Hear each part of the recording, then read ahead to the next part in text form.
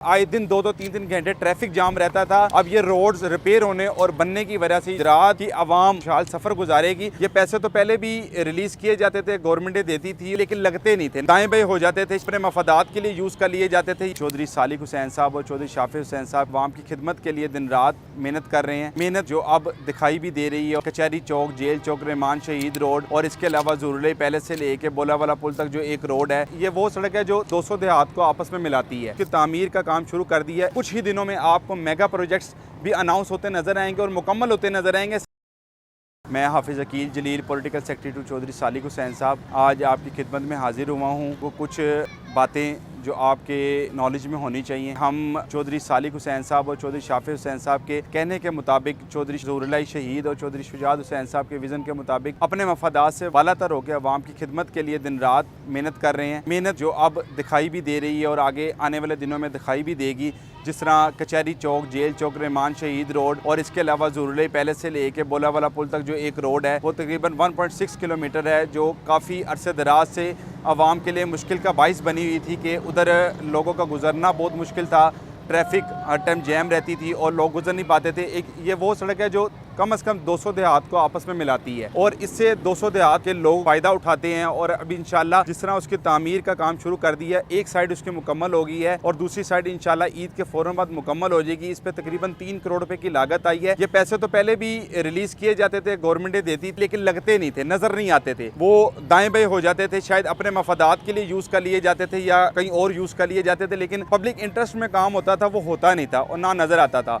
लेकिन जब से चौधरी सालिक हुसैन साहब वफाकी वज़ीर और MNA मुंतखब हुए हैं और चौधरी शाफी हुसैन साहब सूबाई वज़ीर और MPA मुंतखब हुए हैं, उनके सख्ती के साथ हमें इंस्ट्रक्शन दी गई हैं कि अवाम की फलाह बहबूद के लिए और खिदमत के लिए दिन रात मेहनत करनी है, ताकि अवाम की मुश्किलात को दिन ब दिन कम किया जा सके। और ये रोड्स जहाँ पर आए दिन 2-2 3-3 घंटे ट्रैफिक जाम रहता था, अब ये रोड्स रिपेयर होने और बनने की वजह से जो ट्रैफिक का रुझान है वो बेहतर होगा और इंशाल्लाह गुजरात की अवाम एक खुशहाल ज़िंदगी गुजारेगी, एक खुशहाल सफ़र गुजारेगी और इंशाल्लाह आने वाले कुछ वक्तों में 6 माह 1 साल में आप गुजरात में बहुत बेहतरी महसूस करेंगे। इस तरह हमारे कायद चौधरी सालिक हुसैन साहब ने अपनी तकरीर में भी बताया था कि हम आवाम की खिदमत के लिए दिन रात मेहनत करेंगे और इलेक्शन जीतने के फ़ौरन बाद उनको आउटपुट देना शुरू कर देंगे। जिस तरह आप अब देख भी सकते हैं, इसको महसूस भी कर सकते हैं। और चौधरी सालिक हुसैन साहब के वादे के तकमील की तरफ जो हमारा सफ़र है वो गामज़न हो चुका है और इंशाल्लाह कुछ ही दिनों में आपको मेगा प्रोजेक्ट्स भी अनाउंस होते नजर आएंगे और मुकम्मल होते नजर आएंगे। सिर्फ अनाउंस की हद तक नहीं, मुकम्मल होते नजर आएंगे। जिस तरह